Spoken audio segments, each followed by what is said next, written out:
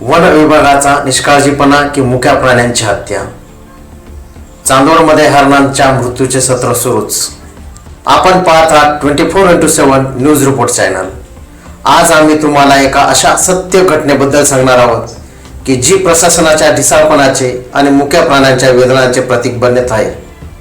महाराष्ट्रातील नाशिक जिल्ह्यातील चांदोड तालुक्यात सध्या वन्यजीवांसाठी मृत्यूचा सापळा पसरला आहे. गेल्या एका महिन्यात 8 हरणांचा दुर्दैवी मृत्यू झाला आहे. पण हे आकडे नाहीत, ही प्रशासनाच्या निष्काळजीपणाची आणि संवेदनशीलतेच्या अभावाची कहाणी आहे. कल्पना करा, शांत जंगलातून पाणी शोधत किंवा शिकारीपासून जीव वाचवत धावणारं एक हरिण आणि अचानक त्याच्या पायाखालची जमीन सरकते. एका क्षणात ती 50 फूट खोल काळोख्या विहिरीत कोसळतं, तडपतं, मदतीसाठी धडपडतं, पण मदतीला कोणीच नसतं. आणि सकाळी जेव्हा कोणीतरी त्या विहिरीकडे जातं तेव्हा फक्त एका निष्पाप जीवाचा मृतदेह तरंगताना दिसतो.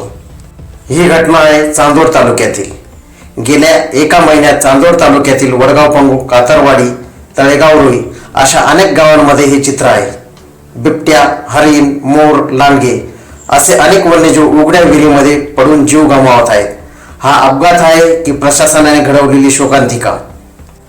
आणि या सगळ्या परिस्थितीत वन्यजीव रक्षणासाठी जबाबदारी ज्यांच्या खांद्यावर आहे तो वन विभाग काय करत होता? जेव्हा एखादा जीव विहिरीत पडतो तेव्हा मदत कार्यासाठी वेळेवर फक्त वनमजूर पोचतात. वनरक्षक व वनपाल कुठे असतात? रात्री अपरात्री घडणाऱ्या या घटनांना जबाबदार कोण? यापेक्षाही धक्कादायक बाब म्हणजे जे वनमजूर आपला जीव धोक्यात घालून या प्राण्यांना वाचवण्यासाठी धडपडतात त्यांना गेल्या 7 महिन्यापासून पगार मिळालेला नाही. पगार नाही पण काम करा. ही कसली अमानवीय वागणूक? त्यांच्या कुटुंबाने जगायचे कसं?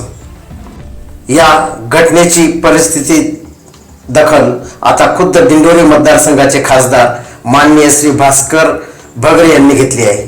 त्यांनी वन विभागाच्या प्रादेशिक वन अधिकाऱ्यांना थेट पत्र लिहून जाब विचारला आहे.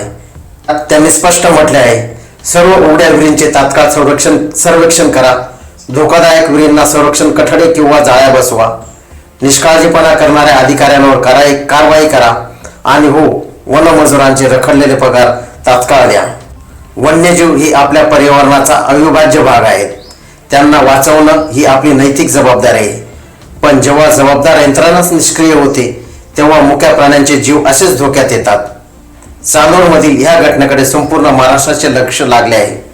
प्रशासन आता काय भूमिका घेते? दोषींवर कारवाई होते का?